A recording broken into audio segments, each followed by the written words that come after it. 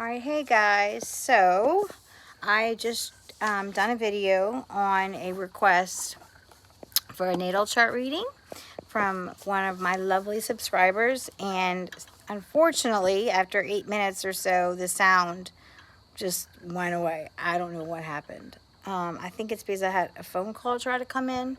I'm not sure. I'm gonna have to start using my computer, but right now it's being occupied. And I don't think anyone's calling me now at this time of night. So I'm just going to try to do this again, and hopefully we won't have any distractions. Nothing that I say or do on this is premeditated. I just talk and speak what I know of. So I don't know if it shouldn't be repetitive, but hopefully what I said in the first few minutes will at least come through. A lot of that will come through, and then the rest will come as it should. I guess everything happens for a reason, so maybe there's something else I should be saying that I didn't say last time. You never know. So anyway, my little lady here, her birthday is April 10th of 88, and that makes her an Aries. So everybody knows what sun signs are, what your main sign is. I'm an Aries, a Pisces, a Libra. I'm personally a Libra. And sun signs are kind of like your ego, your presentation, sort of what you, some people can almost say that you look like your sign. I've been told before I look like a Libra, so that's really interesting. So it's more of a superficial, on the outside, you can see more of that sign. That's your sun sign. It does have a big effect on your personality, but it's not, and it's connected to your emotions and everything else, but it's more general. It has more general kind of hits on the rest of your personality, if that makes any sense at all. She is an Aries, and Aries is a fire sign, and fire signs are the sign of the child. They are also, it's fiery, and they're moody, and they're active, and they're opinionated, and they will fight for what's right. Righteousness is a big part of being an Aries, huge part of being an Aries. If they see an injustice, they will do what they can to fix it, always. I do know that personally because I have an Aries moon, and I'm the same way. So I think she and I get along very well. But I really understand. They're very passionate. They go with the flow for the most part. What else about Aries?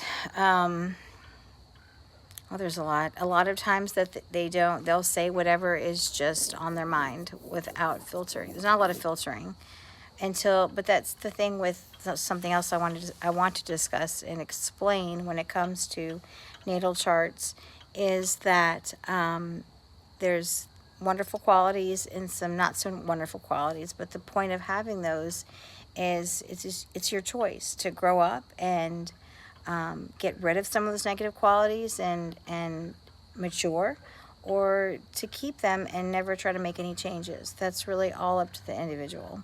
It really is. And something I didn't say, which I'd said last time, I forgot to bring this up, was just the idea of what a natal chart is. Kind of forgot that whole point. A lot of people know, some people don't know, and basically what it is the time that you were born, all of the planets are aligned, and exactly the placement that they have is your natal chart. It's really, really neat. So it's very specific to you and who you are. What I had said earlier is that there is the natal chart, which is what the universe has given us as a personality. And then there's your genetics and your family and your environment. And there's so many parts and pieces that make up who you are. Your chart does not hold you back in any way, shape, or form. If there's some issues in that sign that a person needs to work out, they are, that's what they're there for. Let's just put it that way. That's the reason that they're there. They're there so you can you can find the best in you. You can work on the best in you. If that makes any sense at all, I hope that it does. It's not anything to hold you back or tell you that this is who you are and there's no room for change, because there's always room for growth and change. And in my mind, that's the whole reason, one of the reasons for a natal chart is to find another aspect of who you are and where you come from and why you are that person. So you can grow. I have been working on spiritual growth since I was a child, and learning about natal charts was a huge part of that. I learned what they were in college through a best friend of mine, or a girl that I met. She became my best friend, and she did my chart one day, and I was just blown away with the accuracy. So let's get back to Elise. So we have her sun is Aries, her rising sign. The rising sign is in Cancer, and that is sort of your world's view. How do I say it? It's like how you see the world through your eyes, and hers is in Cancer. Cancer is very emotional. It's very sweet. Loves to give, loves to love, but also loves to receive back. Being that it's in her rising sign, I would think that that might have something to do, not something to do. I would imagine that that would affect maybe almost, how do I say this? Not hinder, not hinder her personality or create issues, but if you see the world as an emotional place, whatever your viewpoint is what you're going to get back. Is the best way I know how to say it. Everything is about how we see it. So Elise, don't make the mistake of thinking that everything is exactly the way that you see it. Know that there are layers and layers of things going on. Things below the surface, over the surface, around us. They talk about, there's no such thing as time and the space continuum and all this stuff and everything happening at one time. So there's so much more. And there may very well be a part of you who is fighting for you in different ways. So just remember that. Your perception is very, very powerful. It really, really is. And yours being in Cancer, a very emotional sign. It's not a bad thing, but it can definitely it can hold you back in some aspects. But you've got a lot of wonderful air and fire that also makes you a very feisty, fiery, kick-ass kind of girl. So excuse my language. So you have the Aries is the sun, and then your moon, which is your emotional nature, is an Aquarius. Aquarius is a fixed air sign. It doesn't change much. Let's put it that way. And Aquarians are the ones that are known to examine and study people. They're educators. They like to watch. They like to observe. They're not typically very emotional. They're really not. So having your moon sign in Aquarius is a little problematic, because the moon is a watery place and Aquarius is an air sign. So therefore that could cause some issues, some conflicts. Moons prefer water signs. They really do, because that's just what they go with. The moon, that pulls the tides, pulls water. And just as if full moon affects us, because when there's a full moon, the tides rise, and we are made up of like 70% of water, so it affects us. Things rise within us, our emotions go nutso. It's also a good time for release and change. Full moons are actually a beautiful time, but they can wreak havoc too. So when your moon sign being in an air, being in Aquarius, can definitely be problematic, but can be sorted through. So it might make it difficult for you to truly feel and acknowledge your emotions. You might be more analytical about them as opposed to letting yourself just feel them, which is interesting because there's other parts of you that are nothing but touchy-feely. But I think when it comes to your emotional nature, or emotions or relationships, you might pick them apart. That's just a guess. I'm not totally sure if that's even part of the sign, but that would be my guess. Your communications that's the Mercury's communications, and yours is in Aries, just like your sun sign. I don't think I've said this before. So when your sun and your communications are the same sign, that's a great way. That's a great way to express yourself because there's no contradiction. They work hand in hand, which is really awesome. So you are an Aries and you communicate with the Aries sign. So you shouldn't have a lot of problems expressing yourself, I wouldn't imagine, except when it comes to emotional things. Like I said, that Aquarius might cause some difficulties as well as the Cancer, but for the most part, if you've really got if something has you riled up and has you reeling, then those two signs working together will really allow you to express yourself. You are a feisty girl. You've got a lot of you gotta have a lot of spirit. Let's put it that way. And then the air and the fire working together. The air fuels the fire. So you have an Aquarius moon, and then you also have your Venus, your love nature is in Gemini. So those are both air signs. And then you have the Aries sun, and you also have Aries communications. So you got 2 fire and 2 air signs. Actually, you've got 3 air signs. So all that air is fueling all that fire. So if it's used properly, you can kick some butt, which is really good. Your love nature, I just said, was in Gemini. And that one is a tricky one. It's not super emotional. It's more fun and playful. It's also the sign of the twins, and a lot of people that are Geminis don't always know what they want. You might not know what you want in a relationship. You might not know what sexual orientation you may very well, but Geminis tend to experiment or question their sexuality at one point. That's not uncommon. Doesn't mean that you're going to or have, but you could have. That's just the sign of Gemini. They go back and forth. They like to adventure on in different places, so that wouldn't be unlikely.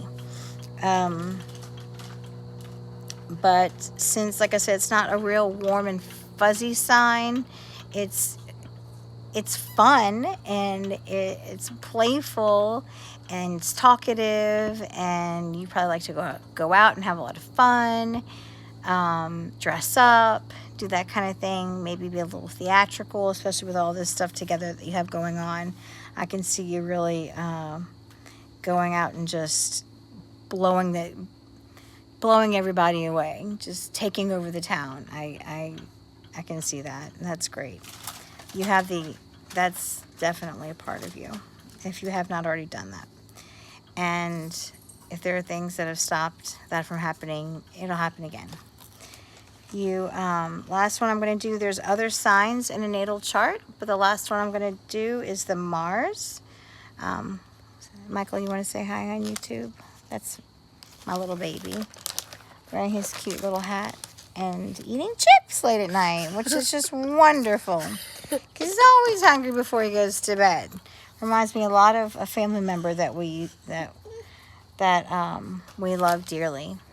Anyway, he reminds me of him. But the Mars, your Mars is in Aquarius. Like I said, we already talked about Aquarius and what it is and what it does.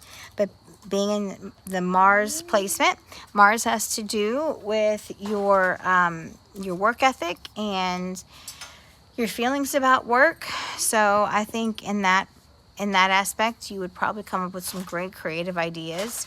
You'd be really good like with marketing or writing or I don't know, anything to do with something that would analyze people, allow you to either write or express yourself in some way.